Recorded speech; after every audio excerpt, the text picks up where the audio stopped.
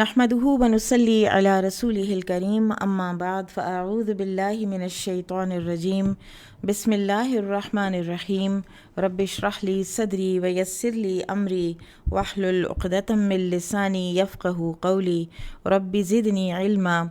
اللهم فقهنا في الدين اللهم اني اسألك ایمانا لا يرتد ونعيما لا ينفد ومرافقة محمد صلی اللہ علیہ وسلم فی اعلیٰ جنت الخلد آمین یا رب العالمین۔ حدیث نمبر 3384۔ قال حدثنا بدل بن المحبر قال اخبرنا شعبة عن سعد بن ابراہیم قال سمعت عروة بن الزبير عن عائشة رضی اللہ عنہا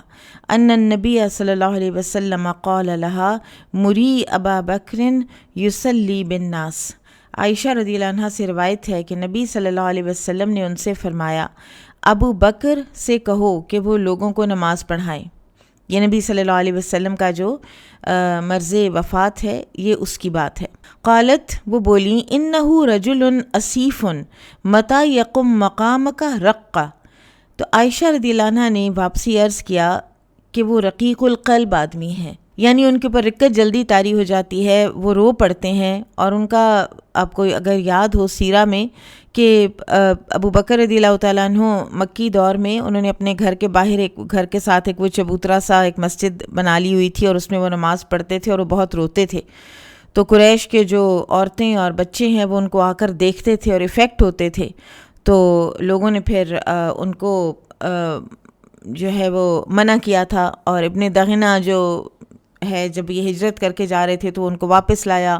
اور ان کو اپنی پناہ دی، اور ساتھ وہ سارا جو واقعہ ہے، اور پھر انہوں نے کہا تھا کہ مجھے تمہاری پناہ کی کوئی ضرورت نہیں ہے، میں نے اسی طرح سے نماز پڑھنی ہے جس طرح سے میں پڑھتا ہوں، اور قرآن پڑھتے تھے اور روتے تھے۔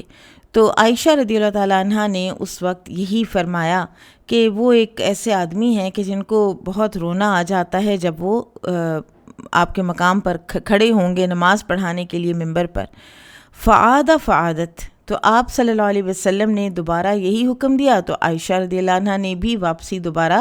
یہی عذر پیش کیا۔ قال شعبۃ تو شعبہ جو راوی حدیث ہیں وہ کہتے ہیں فقال فی الثالثۃ او الرابعہ کہ پھر آپ صلی اللہ علیہ وسلم نے تیسری یا چوتھی مرتبہ فرمایا انکن صواحب یوسف مرو ابا بکر کہ تم یوسف والی عورتوں کی طرح معلوم ہوتی ہو، ابو بکر رضی اللہ عنہ سے کہو کہ وہ لوگوں کو نماز پڑھائیں۔ اگلی حدیث بھی دیکھ لیتے ہیں۔ قال حدثنا الربیع بن یحییٰ البصری قال حدثنا زائدۃ عن عبد الملک بن عمیر عن ابی بردۃ بن ابی موسیٰ عن ابیہ قال مرض النبی صلی اللہ علیہ وسلم فقال مروا ابا بکر فلیصلی بالناس فقالت عائشۃ ان ابا بکر رجل کذا فقال مثلہ فقالت مثلہ فقال مروا ابا بکر فإنکن صواحب یوسف فاما ابو بکر فی حیات النبی صلی اللہ علیہ وسلم۔ ابو موسیٰ الاشعری رضی اللہ عنہ سے روایت ہے، وہ کہتے ہیں کہ جب نبی صلی اللہ علیہ وسلم بیمار ہوئے تو فرمایا کہ ابو بکر کو حکم دو کہ وہ لوگوں کو نماز پڑھائیں۔ عائشہ رضی اللہ عنہ نے عرض کی کہ ابو بکر اس طرح کے آدمی ہیں، یعنی وہی بات کہ وہ روتے ہیں جب قرآن پڑھتے ہیں۔ تو آپ صلی اللہ علیہ وسلم نے دوبارہ یہی حکم دیا، تو عائشہ رضی اللہ عنہ نے بھی وہی عذر دہرا دیا۔ آپ صلی اللہ علیہ وسلم نے فرمایا انہیں حکم دو کہ وہ نماز پڑھائیں، تم تو یوسف علیہ السلام والی عورتوں کی طرح ہو، یعنی بے جا اصرار کرنے والی۔ بہرحال ابو بکر رضی اللہ عنہ نے نبی صلی اللہ علیہ وسلم کی زندگی میں لوگوں کو امامت کروائی۔ وقال حسین عن زائدۃ رجل رقیق، حسین نے زائدہ سے رجل کذا کی جگہ رجل رقیق یعنی نرم دل آدمی ذکر کیا ہے۔ اب یہاں پر عائشہ رضی اللہ عنہ کا یہ قول انہو رجل اسیف، یعنی وہ اسیف یعنی حزین، حزن والے جو غمگین رہتے ہیں، اور جب وہ کھڑے ہوں گے آپ کی جگہ آپ کے ممبر پر نماز پڑھانے کے لیے تو وہ تو بہت روئیں گے، وہ اپنا رونا روک نہیں سکیں گے۔ اور یہ انہوں نے اپیرنٹلی فرمایا عائشہ رضی اللہ عنہ نے، لیکن یہ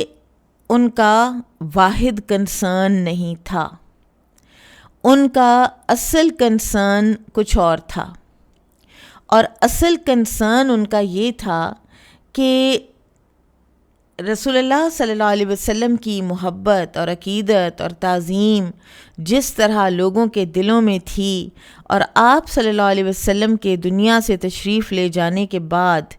ابو بکر رضی اللہ عنہ نے، یا آپ کی بیماری میں جب ابو بکر رضی اللہ عنہ وہاں کھڑے ہوں گے اسی منبر پر، تو لوگ ان کو ایکسیپٹ نہیں کریں گے، اور کہیں ایسا نہ ہو کہ وہ ان کو ریزینٹ کریں۔ تو اس لیے رسول اللہ صلی اللہ علیہ وسلم نے فرمایا اِنَّكُنَّ صَوَاحِبُ یوسف، یعنی وہ جو ہے تھا نا اِنَّ کَیْدَکُنَّ عَظِیم، کہ تم عورتوں کی یہ چالیں ہوتی ہیں، اس لیے کہ رسول اللہ صلی اللہ علیہ وسلم جانتے تھے کہ اصل جو دل میں عائشہ کے ہے وہ یہ نہیں ہے کہ ابو بکر روئیں گے اور لوگ نماز جو ہے وہ صحیح طرح سے ادا نہیں کر سکیں گے۔ اصل جو ان کو تھا اندر ہی اندر وہ یہ تھا کہ ان کے والد خلیفۃ الرسول نہ بنے۔ تو رسول اللہ صلی اللہ علیہ وسلم نے یہ بات فرمائی کہ جس طرح سے انہوں نے کہا تھا نا یوسف علیہ السلام کی والی جو عورتیں ہیں کہ یہ تو کوئی ملک کریم ہے، لیکن اصل میں ان کے اندر جو ہے وہ کوئی اور ہی بات تھی۔ تو واللہ عالم، لیکن اس میں علماء کرام نے یہ بھی کہا ہے کہ یہ جو بات ہے نا اِنَّكُنَّ صَوَاحِبُ یوسف، یہ عربی زبان کے جو ہوتے ہیں نا پیار سے کوئی ذرا وہ دینے والے، ذرا یعنی اٹینٹیو کرنے والے جو ایک ہوتے ہیں، باتیں کہہ لیں یا فگر آف سپیچ کہہ لیں، جیسے تربت یداک، تیرے ہاتھ خاک آلود ہوں، وثقلت کا امک، تیری ماں تجھے گم پائے، جیسے معاذ بن جبل رضی اللہ عنہ سے آپ صلی اللہ علیہ وسلم نے فرمایا تھا۔ تو یہ اس طرح کے قبیل میں سے یہ بھی ہے اِنَّكُنَّ صَوَاحِبُ یوسف۔ یہاں پر ایک بات کا ہمیں سمجھ آتی ہے، عائشہ رضی اللہ تعالی عنہا نے نعوذ باللہ کوئی جھوٹ نہیں بولا، انہوں نے ہاف ٹروتھ بولا ہے، جو بھی کہا سچ کہا، لیکن اس سے ایک اور بات یا اس سے زیادہ اہم بات جو ان کے ذہن میں تھی وہ اور تھی، لیکن اس کو وہ کر نہیں رہی تھیں۔ تو یہاں پر اس طرح سے کسی بات اس طرح سے کہنے کا بھی جواز ملتا ہے کہ آپ نے کسی کو کچھ کہنا ہے، آپ نے کسی کام سے معذرت کرنی ہے فار ایگزامپل، تو آپ اصل وجہ جو ہے وہ یہ ہے کہ آپ اس انسان کو کے ساتھ کسی طرح سے ڈس ایگری کرتے ہیں یا اس کے کسی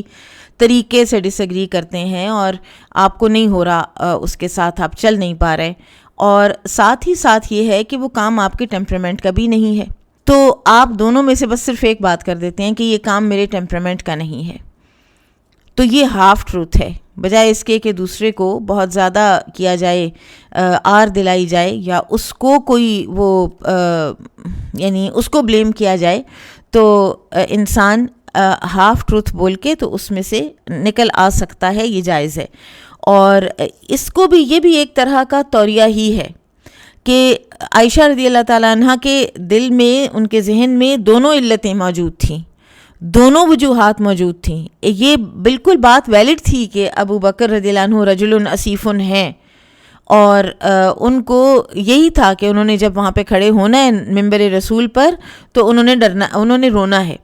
لیکن ان کو اصل ڈر اس بات کا تھا کہ میرے والد کو لوگ ریجیکٹ نہ کر دیں، میرے والد جب اگر بن گئے خلیفہ تو نبی صلی اللہ علیہ وسلم کے ساتھ کمپیریزن کس کا ہو سکتا ہے۔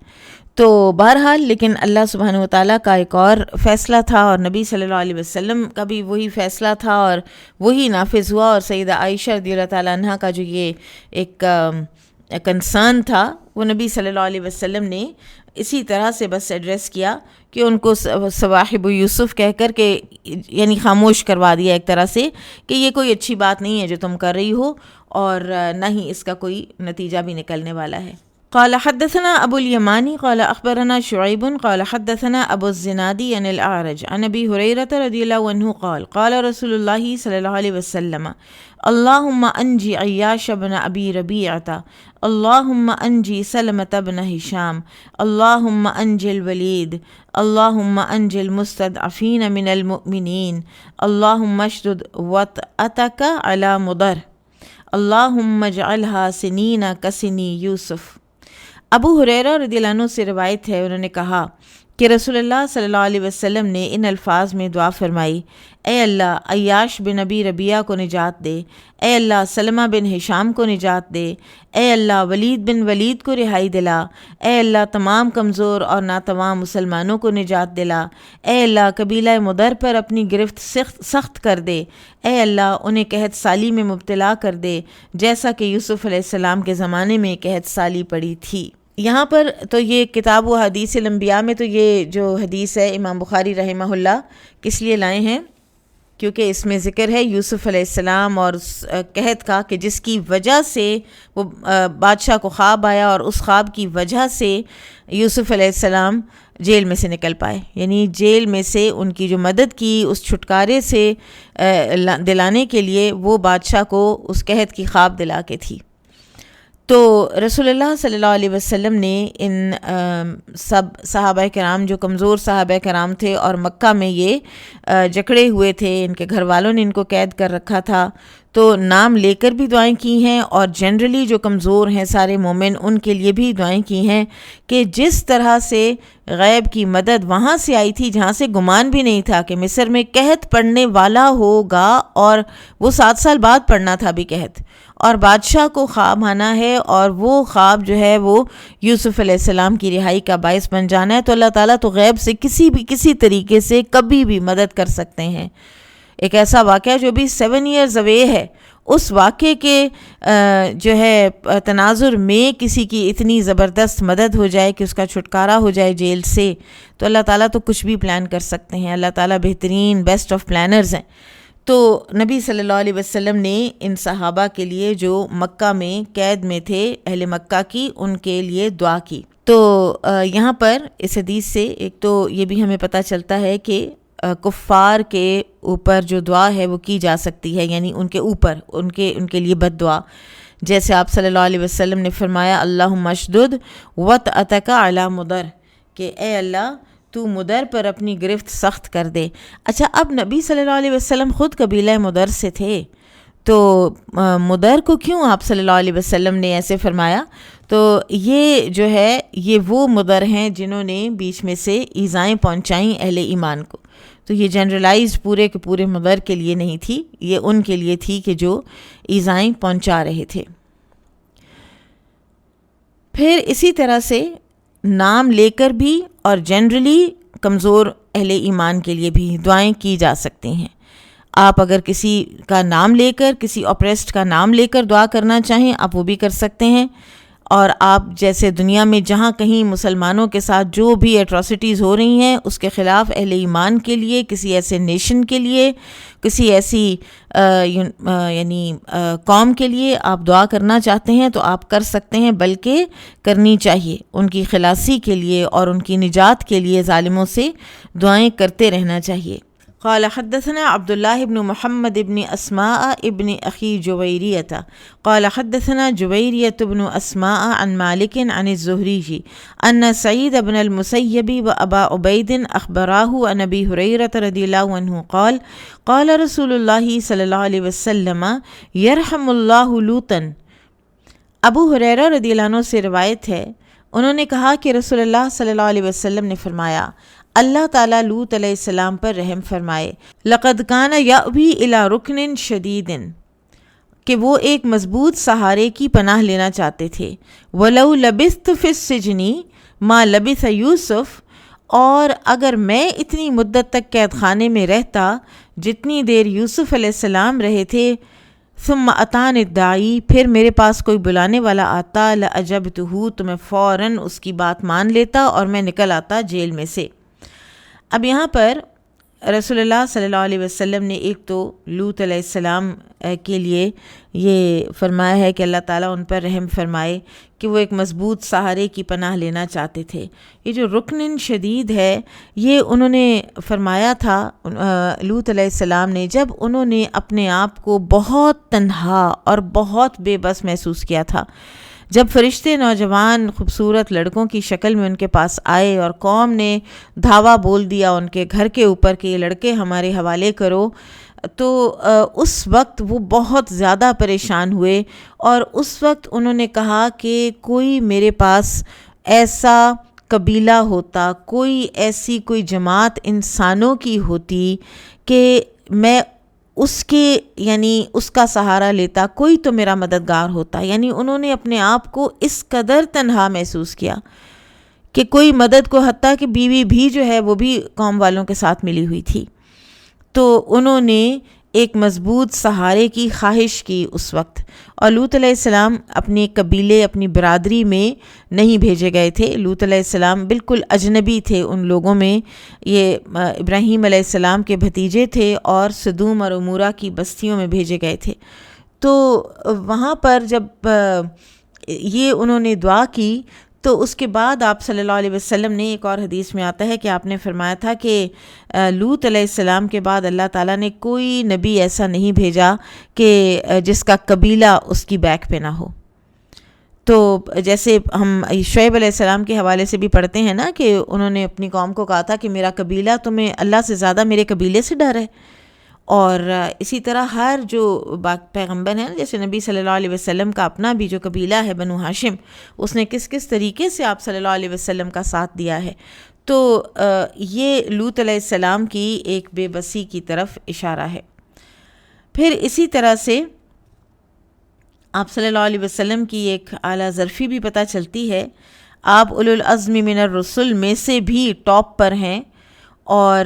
پھر بھی آپ صلی اللہ علیہ وسلم کی یہ اعلیٰ ظرفی ہے کہ آپ نے فرمایا کہ اگر میں ہوتا اور میں اتنے سالوں سے جیل میں پڑا ہوتا تو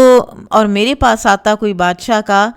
پیغامبر کہ آئیں اور آپ کو بادشاہ بلا رہا ہے تو میں فوراً چل پڑتا. لیکن یوسف علیہ السلام نے کوئی جلدی نہیں کی، اور کتنی یہ ان کے لیے ایک صبر اور عزیمت کی بات ہے کہ انہوں نے کہا کہ پہلے جاؤ اور جا کے تو پتہ کرو کہ وہ ان عورتوں کا کیا ہوا. یعنی میں اپنی مکمل کیریکٹر کی برات کے بغیر میں نہیں نکلوں گا. تو یہ نبی صلی اللہ علیہ وسلم کی انکساری اور تواضع ہے کہ آپ صلی اللہ علیہ وسلم نے ایسا فرمایا. ویسے تو آپ صلی اللہ علیہ وسلم عزم اور ہمت کا ایک پہاڑ تھے. قال حدثنا محمد بن سلام قال اخبرنا ابن فضيل قال حدثنا حسين عن شقيق عن مسروق قال سألت ام رمانة وهي ام عائشة لما قيل فيها ما قيل. مسروق سے روایت ہے، وہ کہتے ہیں کہ میں نے ام المومنین عائشہ رضی اللہ عنہ کی والدہ ماجدہ ام رومان سے پوچھا جو کہا گیا تھا، جو بھی کہا گیا تھا، یعنی وہ جو بہتان لگایا گیا تھا، تو اس کے بارے میں نے پوچھا. قالت، تو انہوں نے کہا بینما انا مع عائشہ جالستان اذ ولجت علینا امرأۃ من الانصار. تو انہوں نے کہا کہ اس اثناء میں کہ عائشہ رضی اللہ عنہ کے ساتھ میں بیٹھی ہوئی تھی کہ ایک انصاری عورت آئی. وہی تقول، اور وہ کہنے لگی فعل اللہ بفلان وفعل، اللہ تعالیٰ فلاں کو تباہ کر دے اور وہ تباہ ہو بھی چکا. قالت فقلت لما، تو ام رومان کہتی ہیں میں نے کہا کیوں. قالت، تو بولی انہ نما ذکر الحدیث، کہ انہوں نے بتایا کہ اسی نے تو یہ جھوٹی بات مشہور کی ہوئی ہے. فقالت عائشہ، تو عائشہ بھی پاس بیٹھی تھیں، تو عائشہ رضی اللہ عنہ نے کہا ایو حدیث، کون سی بات؟ یعنی عائشہ رضی اللہ عنہ کو تو ابھی تک پتہ ہی نہیں تھا نا. فاخبرت تھا، تو اس عورت نے سارا واقعہ سنا دیا عائشہ رضی اللہ عنہ کو. قالت فسمعہ ابو بکر و رسول اللہ، عائشہ رضی اللہ عنہ نے پوچھا کیا یہ واقعہ ابو بکر رضی اللہ عنہ اور رسول اللہ صلی اللہ علیہ وسلم کو بھی معلوم ہے؟ قالت نعم، تو ان کی والدہ نے بتایا کہ ہاں. فخرت مغشیا علیہا، یہ سنتے ہی عائشہ رضی اللہ عنہ بے ہوش ہو کر گر پڑیں. فما افاقت الا وعلیہا حما بنافس، جب ہوش آیا تو سردی اور کپکپی کے ساتھ بخار چڑھا ہوا تھا. فجاء النبی صلی اللہ علیہ وسلم، تو نبی صلی اللہ علیہ وسلم تشریف لائے. فقال ما لہذہ، تو پوچھا فرمایا کہ انہیں کیا ہوا ہے. قلت حما، ام رومان کہتی ہیں میں نے عرض کی بخار ہے. اخذتها من اجل حدیث تحدث به، یہ اس سے چڑھ گیا ہے، اس وجہ سے چڑھ گیا ہے جو باتیں ان کے بارے میں کہی جا رہی ہیں. فقعدت، تو اس دوران میں عائشہ رضی اللہ عنہ اٹھ کر بیٹھ گئیں. فقالت، اور کہنے لگیں واللہ لئن حلفت لا تصدقوننی، واللہ اللہ کی قسم اگر میں قسم اٹھاؤں تو بھی آپ لوگ میری بات نہیں مانیں گے، آپ میری تصدیق نہیں کریں گے. میں کہوں قسم سے میں نے نہیں کیا کوئی ایسا کام تو آپ نے نہیں مانا.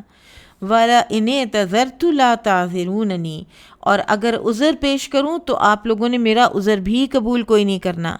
اور یہ ہیومن نیچر ہے جس کی انہوں نے اس وقت بھی بات کی ہے۔ فَمَثَلِي وَمَثَلُكُمْ كَمَثَلِ يَعْقُوبَ وَبَنِيهِ وَاللَّهُ الْمُسْتَعَانُ عَلَى مَا تَصِفُونَ، لہٰذا میری اور آپ لوگوں کی مثال یعقوب علیہ السلام اور ان کے بیٹوں کی سی ہے، جب انہوں نے کہا تھا کہ جو کچھ تم کہہ رہے ہو میں اس پر اللہ تعالیٰ ہی کی مدد چاہتا ہوں۔ فَانْصَرَفَ النَّبِيُّ صلی اللہ علیہ وسلم، اس کے بعد نبی صلی اللہ علیہ وسلم واپس تشریف لے گئے۔ فَأَنزَلَ اللَّهُ مَا أَنزَلَ فَأَخْبَرَهَا، اور اللہ تعالیٰ کا جو منظور تھا اس نے وہ نازل کیا۔ تو جو آپ صلی اللہ علیہ وسلم نے عائشہ رضی اللہ عنہا کو اس کی خبر دی، فقالت بحمد اللہ لا بحمد احد، یہ اللہ کی حمد میں صرف ادا کرتی ہوں اور کسی کی میں تعریف نہیں کرتی، کسی کا میں شکر ادا نہیں کرتی۔ تو یہاں پر جو یہ حدیث آئی ہے یہ اس لیے آئی کہ انہوں نے عائشہ رضی اللہ عنہا نے یعقوب علیہ السلام کا یہاں پر ذکر کیا، اور یعقوب علیہ السلام کا ان کو نام نہیں یاد آ رہا تھا، ایک اور حدیث میں پتہ چلتا ہے، تو انہوں نے کہا تھا کہ میں نے کہا کہ یوسف کے والد نے جس طرح کہا تھا۔ قال حدثنا يحيى بن بكير قال حدثنا الليث عن عقيل عن ابن شهاب قال أخبرني عروة أنه سأل عائشة رضي الله عنها زوج النبي صلى الله عليه وسلم أرأيت قول الله حتى إذا استيأس الرسل وظنوا أنهم قد كذبوا أو كذبوا قالت بل كذبهم قومهم۔ عروہ بن زبیر سے روایت ہے، وہ کہتے ہیں کہ نبی صلی اللہ علیہ وسلم کی زوجہ محترمہ عائشہ رضی اللہ عنہا سے اس آیت کے متعلق سوال کیا، حتیٰ اذا استیأس الرسل والی آیت میں کذبوا تشدید کے ساتھ ہے یا بغیر تشدید کے؟ کذبوا ہے یا کذبوا ہے؟ ٹھیک ہے، تشدید کے ساتھ ہے، انہوں نے کہا کہ یہ تشدید کے ساتھ ہے۔ قالت بل کذبهم قومهم، انہوں نے کہا کہ یہ تشدید کے ساتھ ہے، اور فقلتو تو مراد یہ ہوگی کذبوا کا مطلب ہوگا کہ ان کی قوم نے انہیں جھٹلایا۔ فقلتو تو میں نے کہا واللہ لقد استیقنوا ان قومهم كذبوهم وما هو بالظن، میں نے عرض کیا اللہ کی قسم انہیں تو یقین تھا کہ ان کی قوم انہیں جھٹلا رہی ہے، پھر لفظ ظن کیوں استعمال ہوا؟ فقالت، تو عائشہ رضی اللہ عنہا نے فرمایا یا عریہ، اے چھوٹے سے عروہ، لقد استیقنوا بذلک، بلا شبہ ان کو تو اس کا یقین تھا۔ قلت فلعلھا او کذبوا، تو میں نے عرض کیا کہ شاید پھر یہ لفظ شد کے بغیر ہو، یہ کذبوا ہو۔ قالت، تو عائشہ رضی اللہ عنہا بولی معاذ اللہ، اللہ کی پناہ، لم تکن الرسل تظن ذلک بربھا، کہ پیغمبروں نے کبھی بھی یہ اللہ کے بارے میں خیال نہیں کیا، اپنے رب کے بارے میں یہ خیال نہیں کیا کہ ان سے جو وعدہ کیا گیا، یعنی اللہ نے جو وعدہ کیا وہ جھوٹا ہو سکتا ہے۔ وَأَمَّا هَذِهِ الْآيَةُ، تو جو یہ آیت ہے، قالت، وہ بولی کہ اس سے مراد ہے ہم اتباع الرسل الذین آمنوا بربہم، کہ یہ رسولوں کے جو پیروکار ہیں جو اپنے پروردگار پر، اپنے رب پر ایمان لائے، وصدقوہم، اور انہوں نے اپنے رسولوں کی تصدیق کی، وطال علیہم البلاء، اور پھر آزمائش کا عرصہ بہت لمبا ہو گیا ان پر، واستأخر عنہم النصر، اور مدد آنے میں تاخیر ہوئی، حتی اذا استیأست ممن کذبہم من قومہم، یہاں تک کہ انبیاء کرام بھی اپنی قوم کے جھٹلانے والوں سے نا امید ہو گئے، یعنی اپنی قوم کے ایمان لانے سے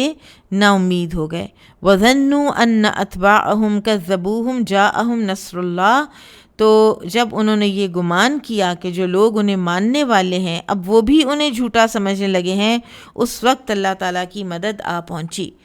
یہ ہم نے کتاب و تفسیر کیونکہ ہم اس سے پہلے کر چکے ہیں، تو یہ اگر آپ کو یاد ہو تو بڑی ڈیٹیل میں ہم نے یہ بات کی تھی اس وقت بھی، کذبو اور کذبو جو ہے اس کے فرق کی۔ بہرحال کذبو جو ہے عائشہ رضی اللہ عنہا کے نزدیک یہ کذبو ہوگا کہ جب جو انبیاء کرام جو ہیں ان کے جو ماننے والے ہیں انہوں نے یہ سمجھا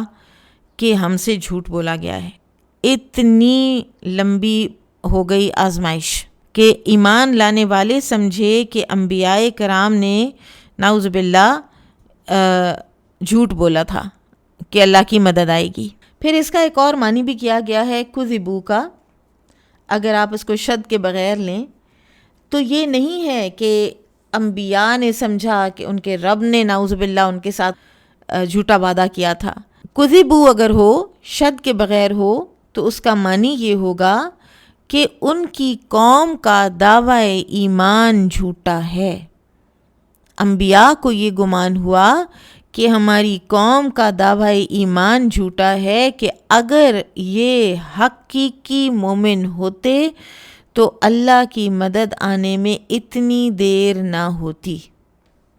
لیکن زیادہ راجح جو ہے وہ وہی لیا گیا ہے جو عائشہ رضی اللہ تعالیٰ عنہ نے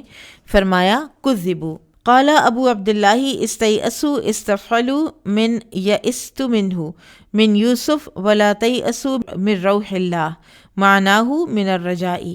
ابو عبداللہ یعنی امام بخاری رحمہ اللہ نے کہا استیأسوا استفعلوا کے وزن پر ہے جو یئست منہ سے نکلا ہے، برادران یوسف علیہ السلام سے نا امید ہو گئے تھے۔ لا تیأسوا من روح اللہ یعنی اللہ کی رحمت سے نا امید نہ رہو بلکہ امیدوار رہو۔ اگلی حدیث دیکھتے ہیں۔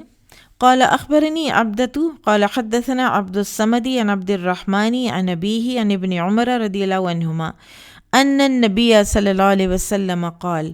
الکریم ابن الکریم ابن الکریم ابن الکریم یوسف ابن یعقوب ابن اسحاق ابن ابراہیم علیہم السلام۔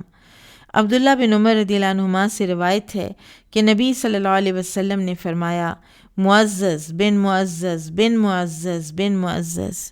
شریف بن شریف بن شریف بن شریف، یوسف بن یعقوب بن اسحاق بن ابراہیم علیہم السلام ہے۔ تو اس حدیث میں یوسف علیہ السلام کی خاندانی جو ان کا شرف ہے کہ ان کے والد معزز، ان کے دادا معزز، ان کے پردادا معزز، تو اس کی وضاحت پہلے بھی ہوا ہی ہے۔ اور انسانوں میں سب سے زیادہ جو سلسلۃ الذہب ہے وہ اللہ تعالیٰ نے یوسف علیہ السلام کو دیا ہے انبیاء کے لڑی میں سے ہونے کے حوالے سے۔ اور گو کہ وہ ڈائریکٹ لڑی میں اسماعیل علیہ السلام نہیں ہیں، لیکن ہم سورۃ البقرہ میں پڑھتے ہیں نا کہ یعقوب علیہ السلام نے جب اپنے بیٹوں سے کہا ما تعبدون من بعدی، میرے بعد تم کس کی عبادت کرو گے، تو انہوں نے کہا تھا نعبد الہک و الہ آبائک ابراہیم و اسماعیل و اسحاق، یعنی ہم آپ کے الہ کی اور آپ کے آباء و اجداد یعنی ابراہیم، اسماعیل اور اسحاق کے الہ کی عبادت کریں گے۔ تو وہ اسماعیل علیہ السلام کو بالکل اپنا جو ہے دادا کا بھائی مانتے تھے، اور دادا کا بھائی یا چچا جو ہے وہ باپ کے برابر ہی ہوتا ہے۔ تو یہ بعد میں جو فرق ہے، جب خاص طور پر مختلف جو ریلیجنز ہیں ان کی آپس میں جب انہوں نے ضد کی ہے اور ایک بغیم بینہم والی کیفیت طاری ہوئی ہے، ایک دوسرے پر بڑھ چڑھ جانے کی جو روش شروع ہوئی ہے، تو اس میں پھر بعض پیغمبروں کا انکار کیا گیا ہے۔ بابو قول اللہ تعالی وَأَيُّوبَ إِذْ نَادَى رَبَّهُ أَنِّي مَسَّنِيَ الضُّرُّ وَأَنْتَ أَرْحَمُ الرَّاحِمِينَ۔ اللہ تعالیٰ کا یہ فرمان، اور یاد کریں ایوب علیہ السلام کو جب انہوں نے اپنے رب کو پکارا کہ بے شک مجھے بیماری لگ گئی ہے اور تو سب رحم کرنے والوں سے بڑھ کر رحم کرنے والا ہے۔ ارکد ادرب، ارکد کے معنی ہے تو مار، یرکدون یعدون، یرکدون کے معنی ہے وہ بھاگنے لگے۔ ایوب علیہ السلام صبر اور ہمت کے لیے ضرب المثل ہیں۔ آج بھی کوئی کہے تو کہتا ہے صبر ایوب۔ حدیث دیکھ لیتے ہیں، پھر اس کے بعد ایوب علیہ السلام کا تھوڑا انشاءاللہ ذکر کریں گے۔ قال حدثنا عبد الله بن محمد الجعفي قال حدثنا عبد الرزاق قال أخبرنا معمر عن همام عن أبي هريرة رضي الله عنه عن النبي صلى الله عليه وسلم قال بينما أيوب يغتسل عريانا خر عليه رجل جراد من ذهب فجعل يحثي في ثوبه فناداه ربه يا أيوب ألم أكن أغنيتك عما ترى قال بلى يا ربي ولكن لا غنى لي عن بركتك۔ ابو ہریرہ رضی اللہ عنہ سے روایت ہے، وہ نبی صلی اللہ علیہ وسلم سے بیان کرتے ہیں کہ آپ صلی اللہ علیہ وسلم نے فرمایا، ایک دفعہ ایوب علیہ السلام برہنہ غسل کر رہے تھے کہ ان پر سونے کی بہت سی ٹڈیاں گریں۔ وہ انہیں اپنے کپڑے میں سمیٹنے لگے تو ان کے رب نے انہیں آواز دی، اے ایوب، کیا میں نے تجھے ان چیزوں سے بے پرواہ نہیں کر دیا جنہیں تم دیکھ رہے ہو؟ ایوب علیہ السلام نے عرض کی، کیوں نہیں اے میرے رب، لیکن تیری برکت سے کس طرح بے پرواہ ہو سکتا ہوں۔ ایوب علیہ السلام کو اللہ سبحانہ وتعالیٰ نے بہت بلیس کیا، ان کے پاس مال و دولت، ان کے پاس اولاد، ان کے پاس عزت، ان کے پاس کھیت، سونے چاندی، بہت کچھ اللہ تعالیٰ نے ان کو دے رکھا تھا۔ اور پھر اس کے بعد اللہ سبحانہ وتعالیٰ نے ان کو آزمانے کا جب ارادہ فرمایا تو ان کو ایک لمبے اور کہتے ہیں کہ جلد کا کوئی مرض تھا جس میں ان کو اللہ تعالیٰ نے مبتلا کیا، اور پھر ان کے مال و دولت بھی چلی گئی، ان کی اولاد بھی ساری وفات پا گئی، اور ان کے پاس صرف ایک بیوی اور 2 کوئی لوگ تھے کہ جو ان کے قبیلے کے یا کوئی قریبی لوگ تھے جو صبح و شام ان کو وزٹ کر لیا کرتے تھے یا ان سے کوئی بات کر لیا کرتے تھے۔ تو یہ ان کا ایک جو ہے جو ان کی فراوانی ہے، مالی فراوانی، یہ وہ پتہ چلتی ہے اس حدیث سے کہ غسل کے دوران اب وہ اللہ ہی ہے نا کہ جو زمین کے نیچے سے پتھروں کی جگہ سونا نکال دے، گولڈ مائنز نکل آتی ہیں زمین کے اندر سے، تو وہ اللہ ہے کہ جس نے ان کے اوپر، ایوب علیہ السلام کے اوپر ٹڈیوں کی شکل کے گولڈ کی جو پیسز ہیں وہ برسائے، اور وہ ان کو اٹھانے لگے، لپ بھر بھر کے اٹھانے لگے، اور اللہ تعالیٰ نے فرمایا کہ ایوب تمہارے پاس تو پہلے اتنا کچھ ہے۔ تو انہوں نے عرض کی کہ تیری رحمت سے کبھی بھی، تیرے فضل اور تیری دین سے اور تیری برکت سے میں کبھی بھی بے نیاز نہیں ہو سکتا۔ تو اس سے ہمیں ایک تو یہ جواز ملتا ہے اس حدیث سے کہ انسان کے پاس رزق جتنا بھی ہو تو مزید کی طلب، یعنی حلال میں مزید کی طلب وہ رکھ سکتا ہے، اور یہ نہیں کہ اللہ تعالیٰ اس کو دے رہا ہو اور وہ کہے کہ نہیں اب میرے پاس بہت ہے مجھے اور نہیں چاہیے۔ تو آتی ہوئی اللہ کی طرف سے برکت اور رزق کو ہمیشہ ویلکم کرنا چاہیے کہ نہیں میرے پاس اب بہت ہے مجھے اور نہیں چاہیے۔ یہ بے نیازی جو ہے یہ اس کی ضرورت نہیں ہے، یہ محمود نہیں ہے، پریز وردی نہیں ہے۔ اللہ کے نبی علیہ السلام نے بھی اس کو لیا ہے اور بڑے شوق اور بڑی قدر کے ساتھ لیا ہے جو اللہ تعالیٰ کی طرف سے آئی ہے۔ پھر اس کے بعد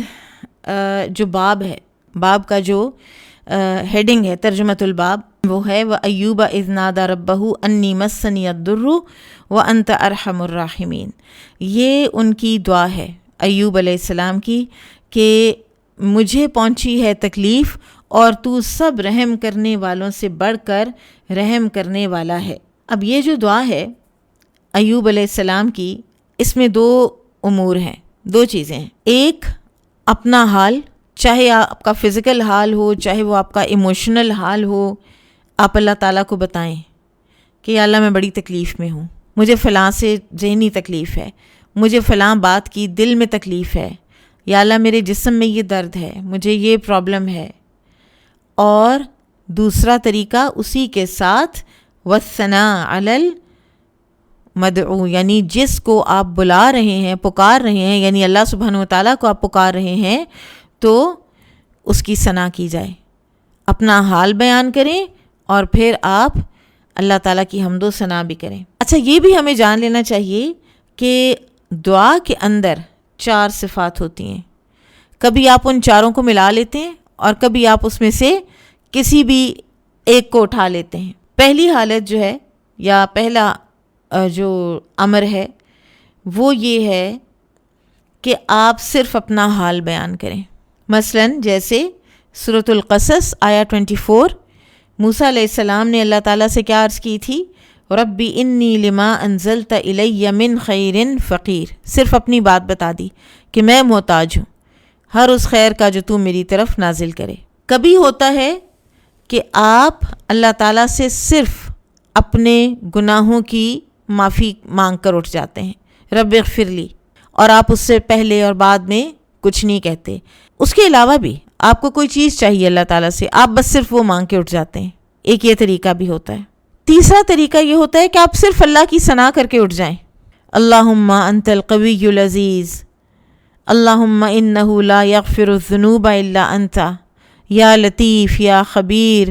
یا علیم بذات الصدور، کچھ بھی آپ کہہ سکتے ہیں، اللہ تعالیٰ کو آپ پکار سکتے ہیں اس کے ناموں سے، اور جسٹ صرف یہی، صرف حمد و ثنا اللہ تعالیٰ کی۔ اور کبھی یہ ہوتا ہے، ٹھیک ہے، اب یہ چوتھی طریقہ ہے، کبھی یہ ہوتا ہے کہ آپ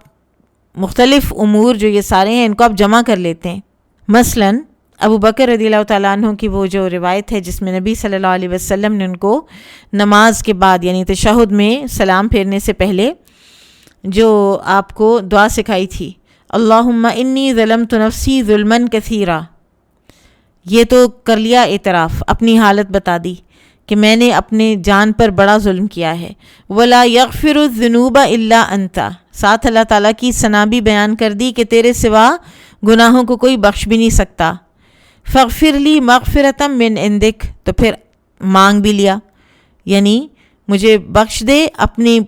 پاس سے مغفرت عطا فرما، ورحمنی، اور مجھ پہ رحم کر، انک انت الغفور الرحیم، ساتھ اللہ تعالیٰ کی ثنا بھی بیان کر دی۔ تو سارے امور جو ہیں وہ اکٹھے بھی کیے جا سکتے ہیں،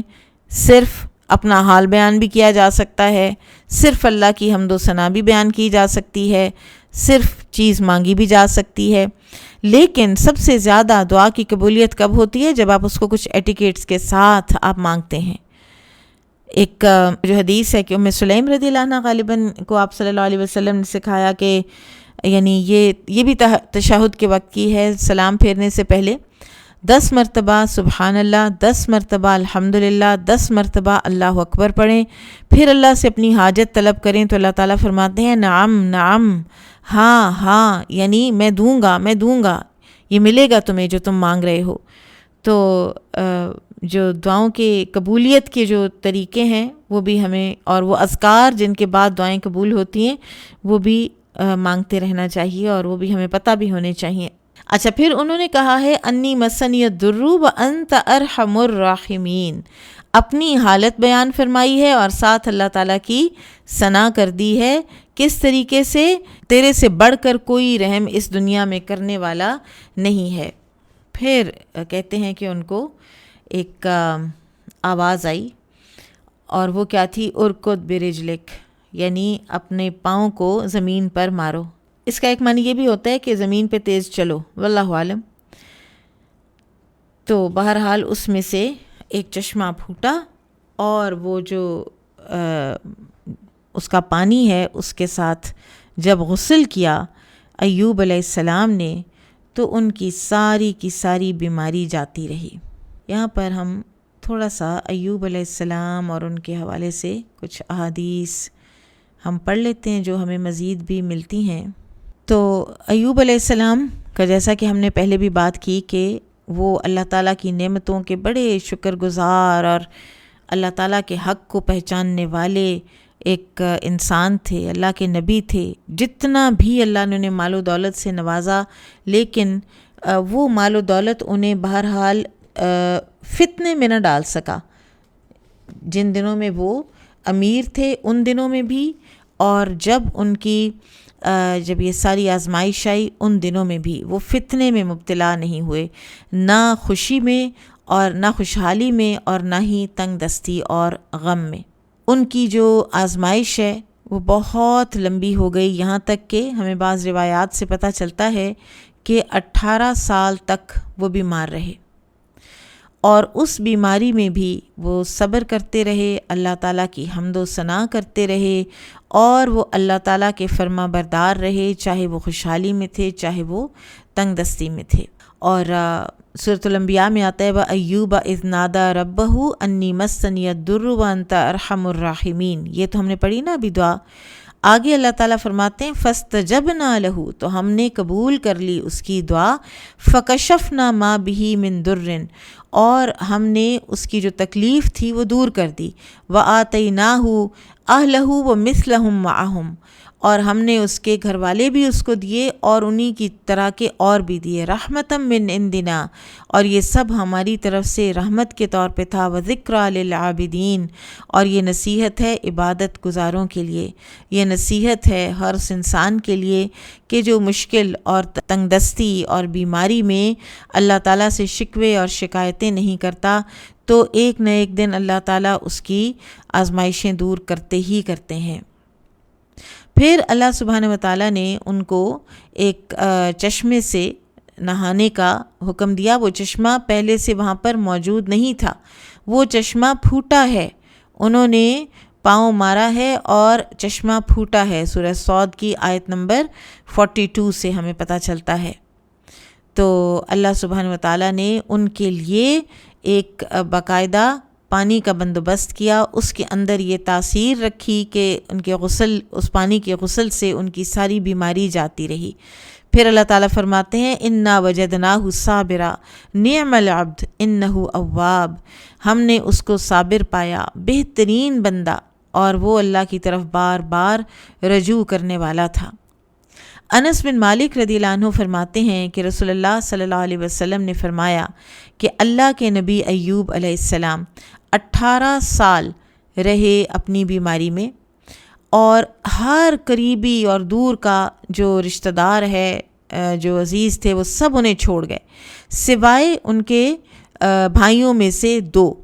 لوگ جو کہ ان کے پاس آتے تھے صبح کے وقت بھی اور شام کے وقت بھی، اور پھر ایک ان کی بیوی۔ یہ 2-3 لوگ تھے کہ جو ان کو وزٹ کرتے تھے اور ان کی کوئی ضروریات پوری کرتے تھے۔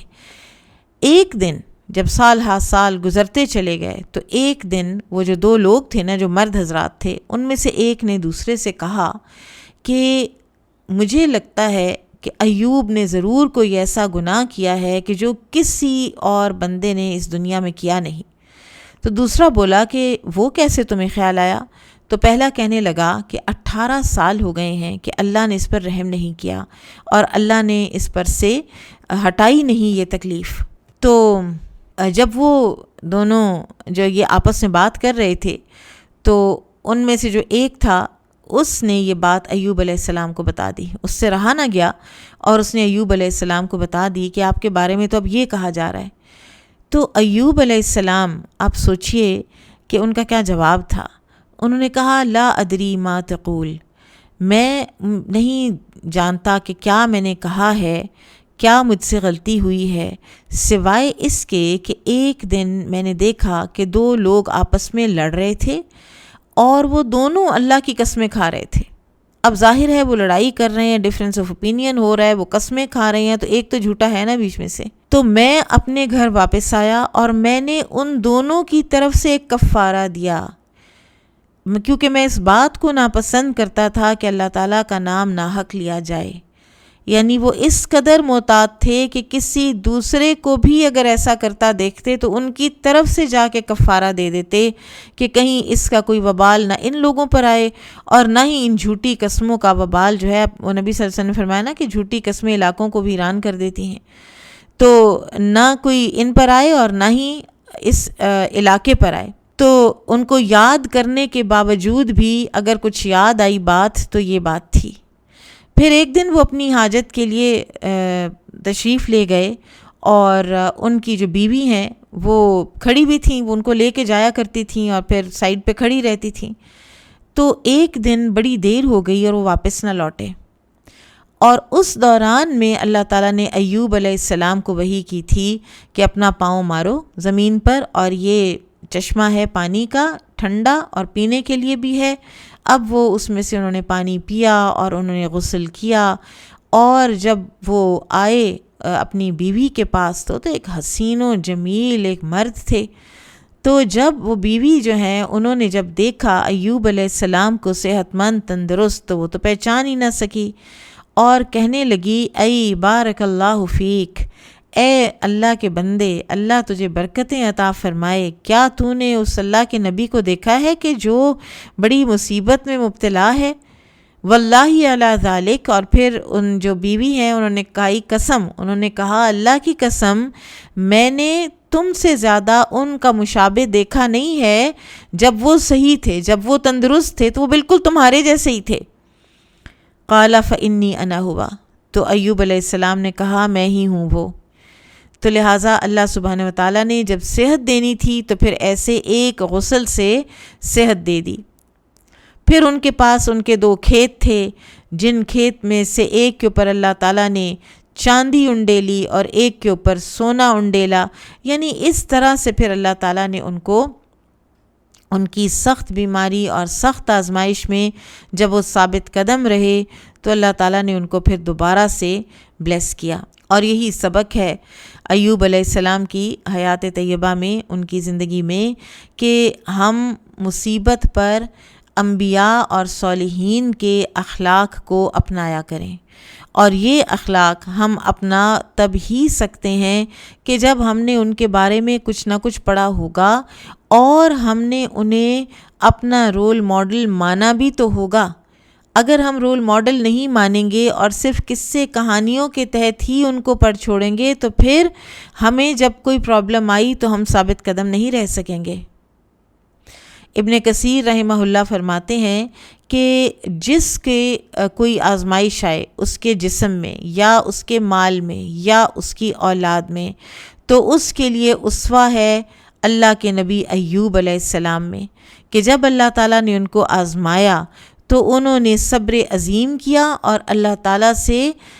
ثواب کی امید رکھی، یہاں تک کہ اللہ سبحانہ و تعالیٰ نے ان سے وہ سارے مصائب ہٹا دیے۔ جو کوئی بھی دنیا میں آزمایا جائے تو اس کو چاہیے کہ وہ اسی طرح کا صبر جمیل کرے اور اسی طرح اللہ سبحانہ و تعالیٰ کی حمد کیا کرے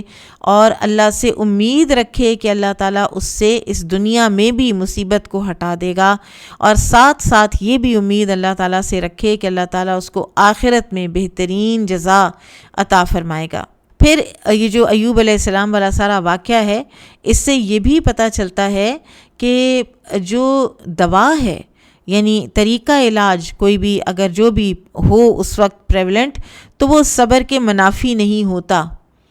کیونکہ اللہ تعالیٰ نے پھر ایونچولی ایوب علیہ السلام کو جو صحت دی ہے وہ علاج کے ذریعے سے دی ہے، اور وہ علاج کیا تھا؟ ایک پرٹیکولر اس چشمے سے جو ان کے لیے خاص طور پر اللہ تعالیٰ نے زمین سے نکالا کہ اس میں پھر وہ نہائیں۔ پھر اس حدیث سے ہمیں یہ بھی پتہ چلتا ہے کہ اللہ تعالیٰ کے صبر اور شکر اللہ تعالیٰ کا ادا کرنا ہوتا ہے فی البأساء والضراء، جب انسان کے اوپر کوئی خوشی کا وقت ہو تو بھی، فی السراء والضراء، جب انسان کے اوپر کوئی خوشی کا وقت ہو، خوشحالی کا وقت ہو تو بھی، اور جب کوئی بدحالی ہو تو بھی۔ اچھا، اب ایک چیز اور ہے کہ ایوب علیہ السلام کو اللہ تعالیٰ نے آزمایا ہے۔ اب وہ جو 2 آدمی ہیں ان میں سے ایک آدمی نے کہا کہ یہ اللہ تعالیٰ کی پنشمنٹ ہے، ان کے اوپر آئی عقوبت ہے، تو انہوں نے ضرور کوئی ایسا گناہ کیا ہے کہ جس کی وجہ سے ان کا چھٹکارا نہیں ہو رہا 18 سال سے۔ تو کیا آزمائش اور عقوبت یعنی سزا، ان دونوں میں کوئی فرق ہوتا ہے؟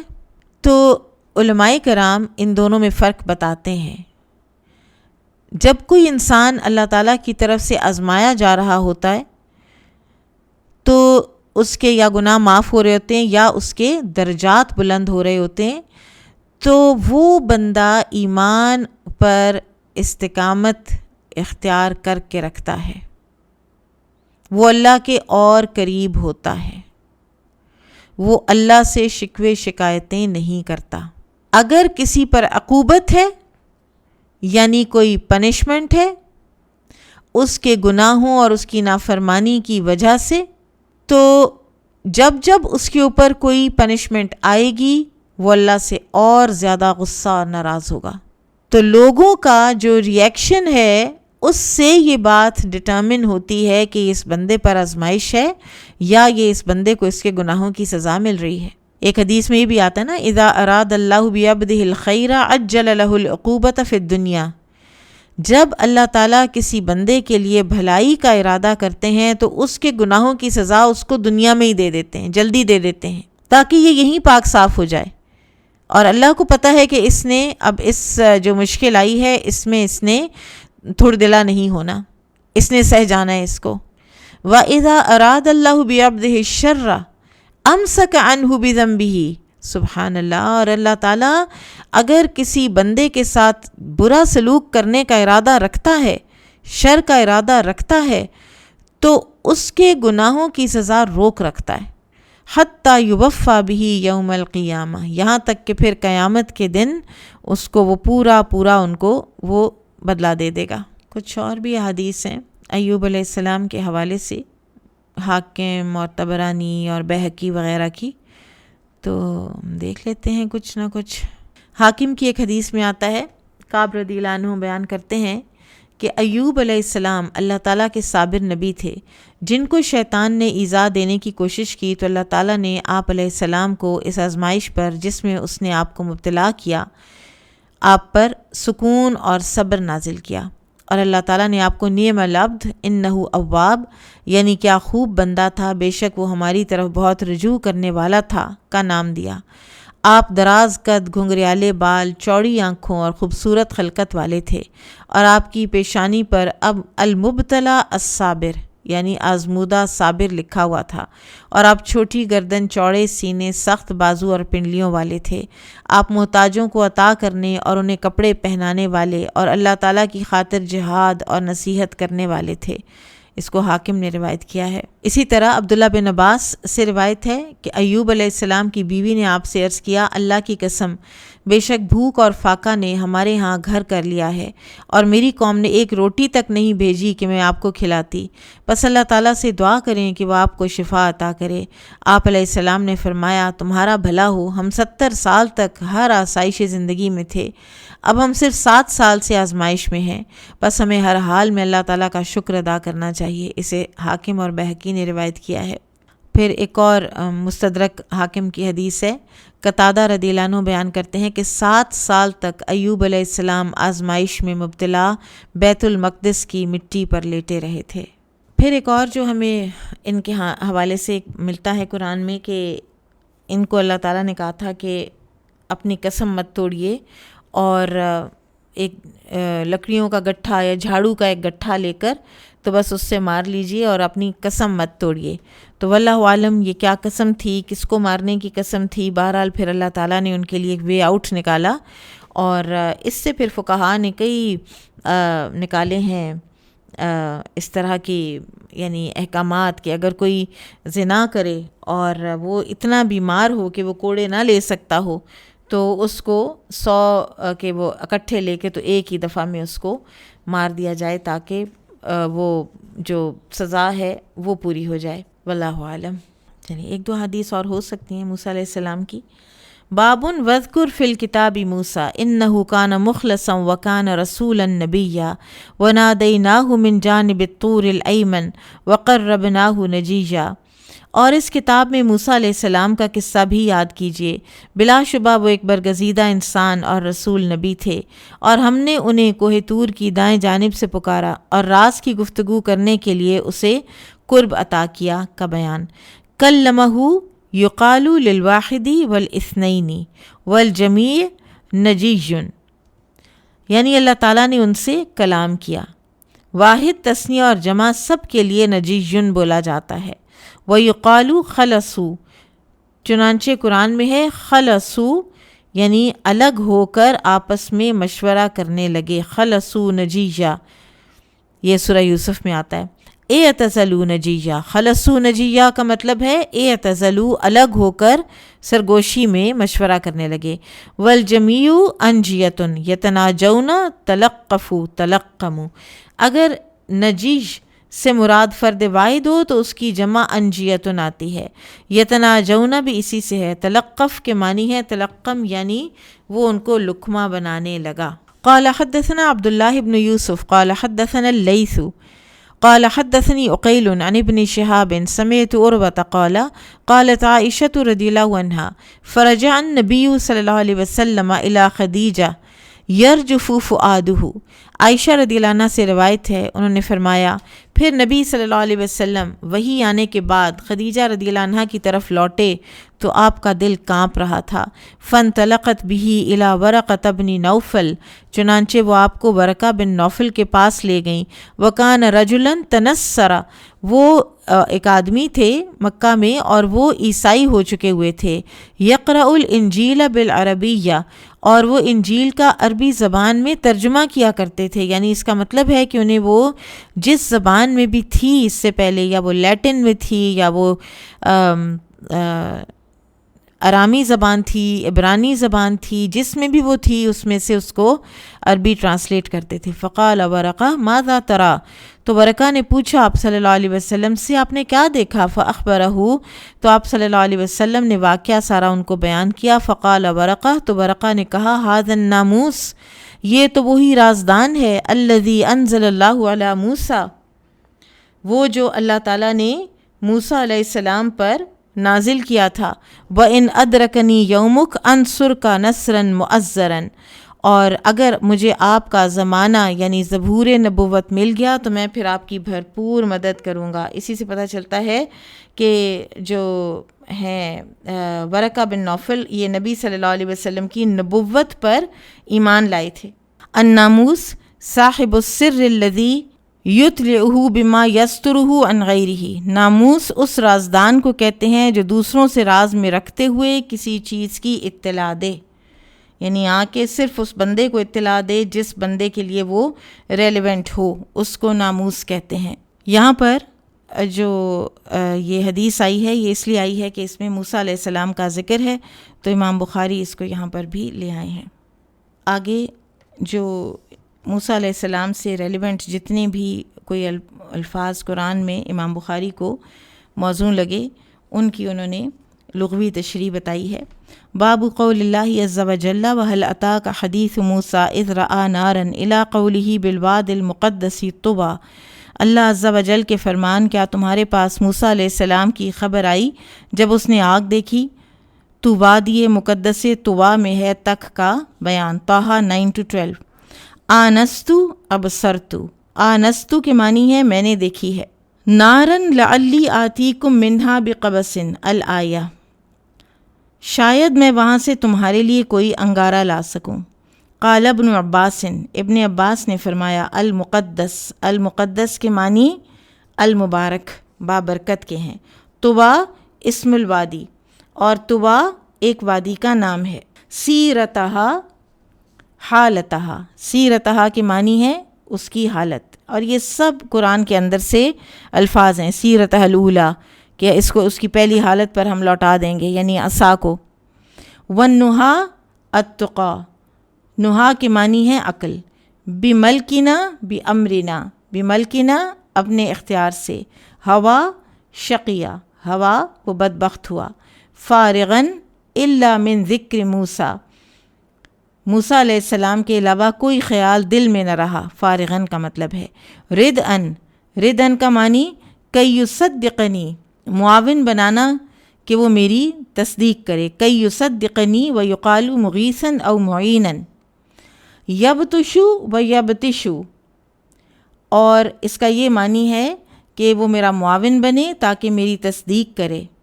اس کی تفسیر فریاد رس اور مددگار سے بھی کی جاتی ہے۔